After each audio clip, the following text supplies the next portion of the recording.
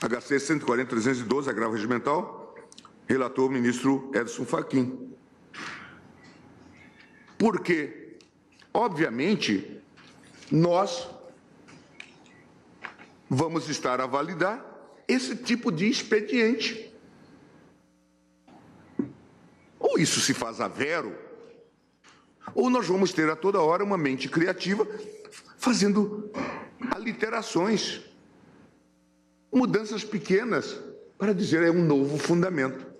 Com o ânimo de não conhecer de habeas corpus, e eu entendo. No julgamento das ADCs, do habeas corpus, no caso do ex-presidente Lula, eu falei da mídia opressiva. A gente vê gente, presidente, de Tribunal Superior, que diante de habeas corpus hoje treme de medo. Não faz muito eu vivi isso lá no eleitoral. Implorei a um colega que trouxesse o caso Garotinho. E ele pedia, pelo amor de Deus, que não pedisse a ele isso. E eu arquei com o ônus de decidir. Queria que ele dividisse as suas angústias com o colegiado. Não vou citar nome, mas é essa a realidade. As pessoas hoje estão com medo. Juízes com garantia de vitaliciar estão com medo. Estão com medo do Jornal Nacional, estão com medo da Folha de São Paulo.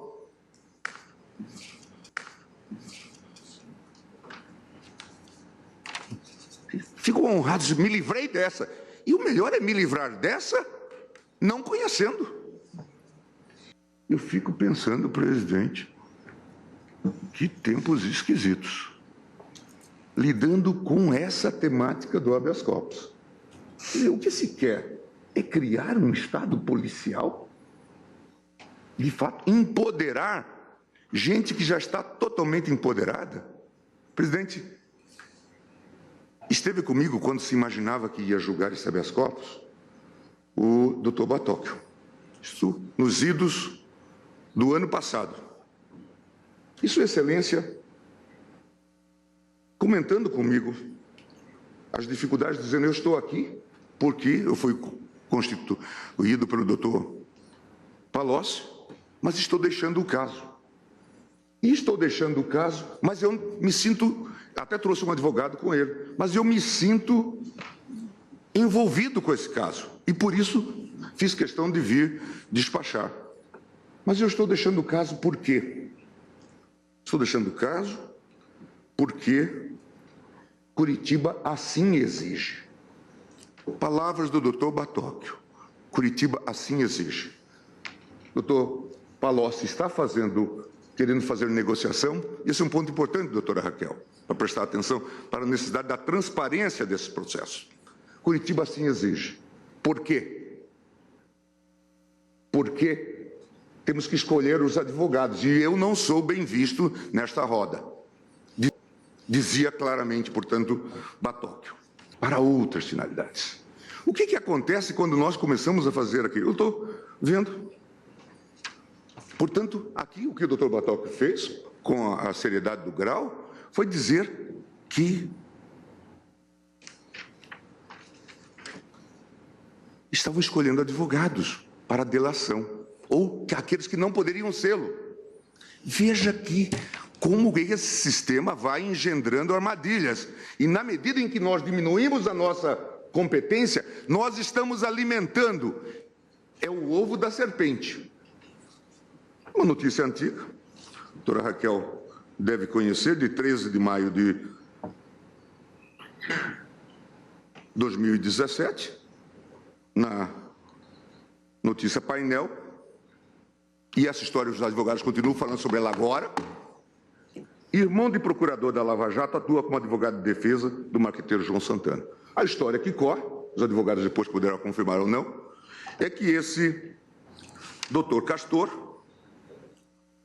que vários dos processos tinham que passar pelo escritório do doutor Castor, que era irmão do procurador da República. É nesse contexto que nós temos que ver isso também, com a responsabilidade da política judiciária que nós temos.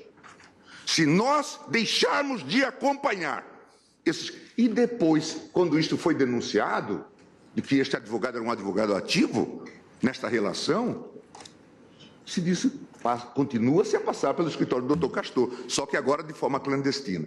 Se nós começarmos a empoderar essa gente, não conhecendo a habeas corpus, impedindo, tornando isso uma corrida maluca do ministro Lewandowski, nós vamos estar empoderando. Não queria falar sobre isso mais de uma vez, doutora Raquel, mas a corrupção já entrou na Lava Jato, na Procuradoria.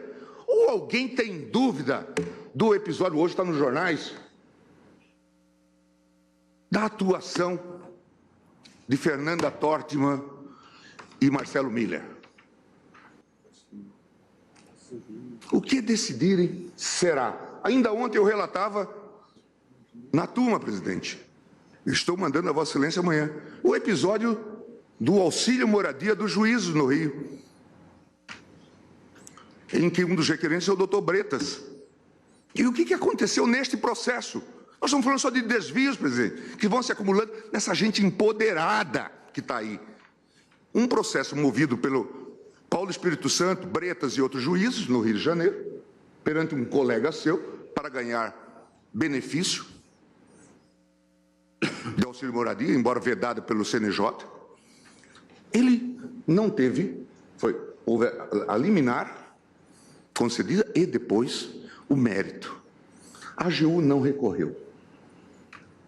Também não houve recurso de ofício e deram o processo como trânsito em julgado. Veja o empoderamento que está acontecendo, presidente. Isso pouco que a gente sabe. Pouco que a gente sabe da conversa com os advogados, que certamente têm todos os seus cuidados em relação a isso. Então, é grave a consequência, gravíssima a consequência. Estão a ocorrer.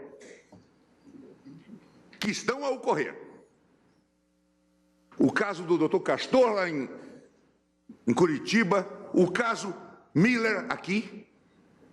É notório que houve corrupção, evidente. E que essa dupla carioca já estava operando, Miller e Fernanda Tortman já estavam operando há muito tempo. Falam até de um affair. Ora, tudo isto, e nós estamos num certo autismo institucional, que é de Curitiba. Todos nós que conversamos com os advogados sabemos disto. Acho que a Procuradoria tem que tomar providências em relação a isso, aos fatos conhecidos.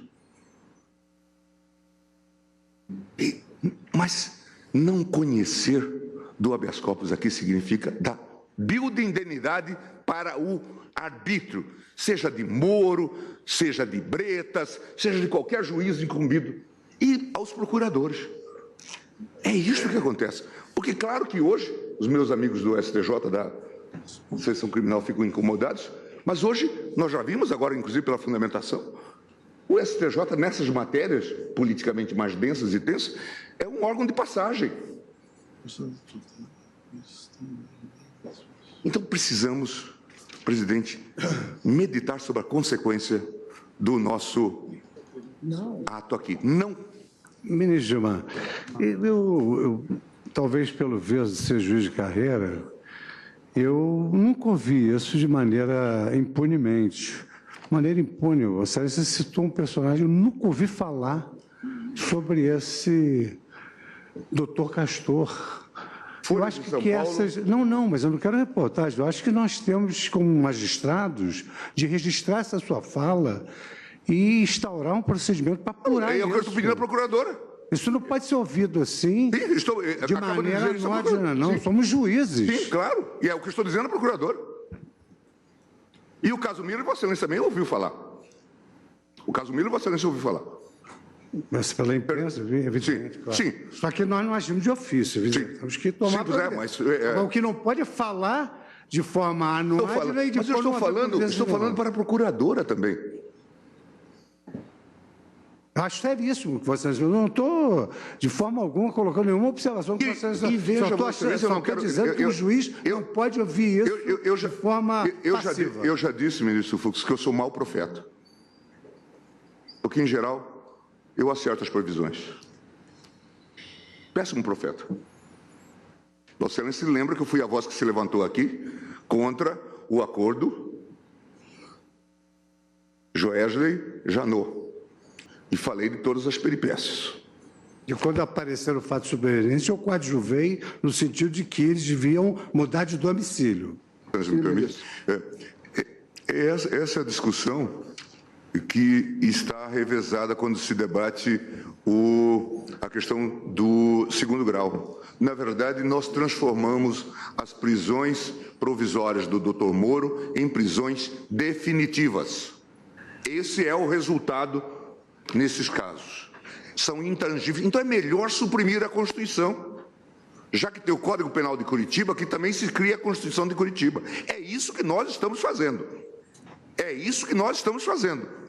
As prisões provisórias, as prisões cautelares, elas ganham caráter de definitividade. Porque se trata de decisões bem elaboradas, porque se esse sujeito fala com Deus, de que nós estamos falando? Ou porque nós estamos fazendo um populismo judicial? Veja, o que Vossa Excelência toca é exatamente nisto. E não é neste caso só, nos vários casos.